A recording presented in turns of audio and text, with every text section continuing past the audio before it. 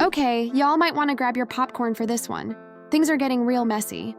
Word on the street is that David's mom is gearing up to make a public statement about the whole crime situation. And get this, people are saying she actually believes he did it. But that's not even the wildest part. Apparently, she's also trying to justify his actions, almost like she's defending him in her own way. Now that's a plot twist nobody saw coming. But here's the question. Why is she speaking out now, before the police have even arrested David or named him a suspect? Does she know something the rest of us don't? Or is this some kind of strategic move, like a preemptive round of damage control? Because honestly, every new development in this David saga just gets stranger. His mom stepping up to talk about it might be the most bizarre twist yet. The guy hasn't been arrested, the cops haven't said a word about him officially, and still, she's out here acting like it's time for a press tour. It's giving PR cleanup vibes. There's no confirmation from David's team, but fans are convinced she's trying to get ahead of the story. Maybe to paint him in a more sympathetic light, to show the world why he might have done what he allegedly did. You know how it goes. Someone close to a suspect starts talking about how they were misunderstood, or had a rough childhood, or were bullied growing up. People think we're about to see the same pattern play out here. So that begs the question, what's in David's past that could explain what he's accused of doing to Celeste? Well, for starters, we do know he was a bit of a loner as a kid. So, here's where things start getting even more interesting. David wasn't your typical kid growing up. He was homeschooled. Rumor has it his parents pulled him out of school because he was getting bullied pretty badly, and that whole experience took a toll on him. Being homeschooled meant he didn't exactly have a buzzing social life. And according to people who knew him, he spent a lot of time alone. In fact, David has admitted before that as a kid, he kind of lived through other people, the ones he saw online. He'd get wrapped up in their lives, even though he didn't actually know them. And after his family moved from Queens to Houston when he was in 8th grade, he lost touch with the few friends he had left. From there, he dove headfirst into video games, spending most of his emotional development years in digital worlds rather than real ones. That lack of social interaction during his early teens, the years when most people figure out who they are, probably had a big impact on how he turned out. Socialization is a huge part of shaping personality, and without it, it's easy to develop some pretty detached habits. That's why a lot of people believe David may have grown into what psychologists call an antisocial personality. Basically, the clinical way of saying sociopathic tendencies. And honestly, fans aren't exactly shocked by that theory, especially considering what he's been accused of doing. In one old interview, David opened up about how he used escapism to cope as a kid. He said something along the lines of, he never wanted to read books or do anything extracurricular. He just wanted to get lost in video games. His mom hated it, thinking it would rot his brain, but David saw it differently. He said those games actually inspired his love for storytelling and character building. He spent so much time immersed in complex game narratives that, in his words, he had to learn to be his own friend. After leaving public school, nobody reached out to him, so he had to figure out how to be alone, how to build a personality from scratch, and that's where things get even more eerie.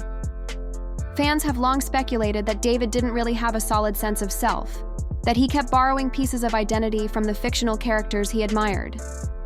He practically confirmed this in another interview, admitting that games heavily influenced his music and personality.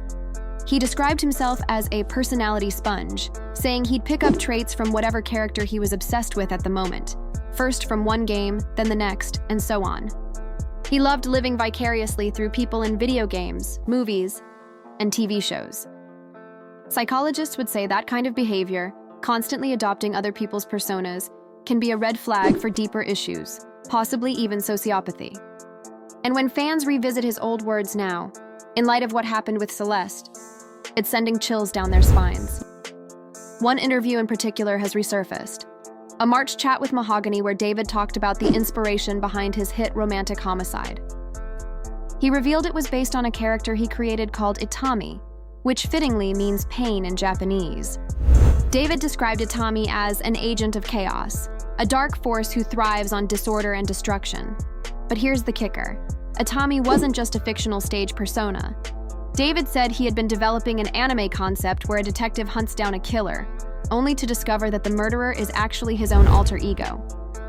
The detective spends the whole story unraveling crimes committed by his darker self. If that doesn't sound hauntingly familiar to what's unfolding now, well, fans are saying the parallels are almost too chilling to ignore.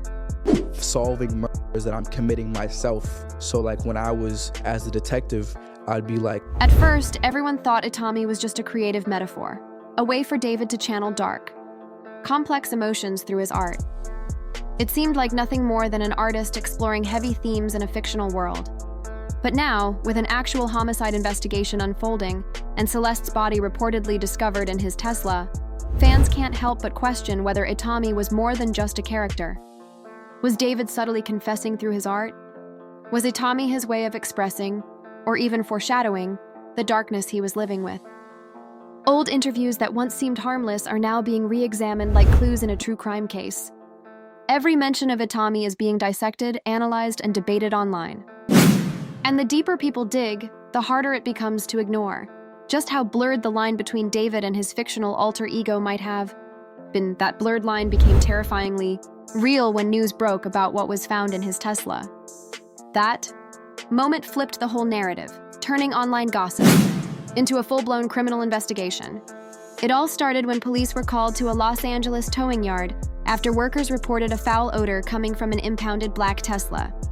Officers were called to the tow yard over a foul odor coming from the Tesla, which had been sitting in the lot for several days. When detectives finally popped open the front trunk of that Tesla, what they found was beyond horrifying. A dismembered body wrapped tightly in plastic, hidden away like a secret someone never wanted found. A few days later, the coroner confirmed what everyone had feared, but couldn't quite believe. It was 15-year-old Celeste Rivas, missing since April 2024, in an instant. What had once felt like internet rumor turned into something chillingly real. Then came the detail that made the entire case even darker. TMZ reported that Celeste had a small Esh tattoo on her finger, identical to the one David was first seen with in photos last September. As news spread, Celeste's family broke their silence. Her sister reactivated Celeste's old Instagram account and posted a heartbreaking message. Celeste was only 15 years old. She should still be here with us. She trusted someone who didn't protect her, and now she's gone. The post exploded online, pulling in over 1 million views in less than a day and reigniting the Tartan Justice for Celeste movement. The hashtag spread like wildfire, fueled by anger, grief, and a desperate call for justice. Celeste's mother later revealed that she had long suspected her daughter's boyfriend was someone named David. Seeing the matching tattoo on his finger confirmed her worst fears. The family was shattered, not only by their loss, but by the realization that the danger had been so close all along. And as investigators dug deeper, even more disturbing details began to surface.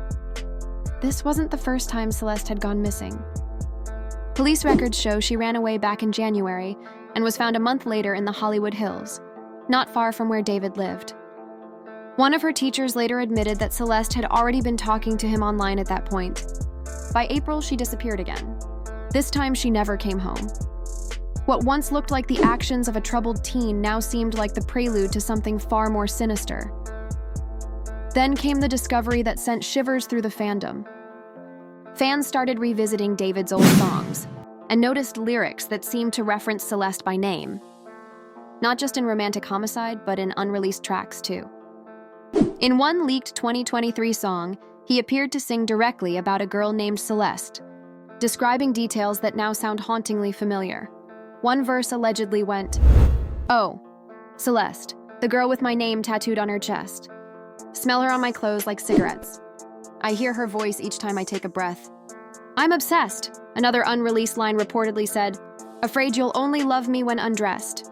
But you look so damn gorgeous in that dress. Missing you so much makes me depressed." Fans can't ignore how those lyrics line up almost perfectly with what's now known about Celeste's real life and her tragic end. It's this eerie overlap that's fueling the theory that David's mom is speaking out now to try to soften the blow before the case completely explodes. People believe she's trying to frame his actions through the lens of his troubled upbringing, hoping investigators might show some leniency when everything finally comes to light. But that's just one side of the internet's debate. The bigger question remains, how did things go this far without anyone realizing the danger? All right, I've laid it all out. Now I want to hear from you. What do you think about this whole situation? Drop your thoughts below and then check out the next deep dive we've got coming up.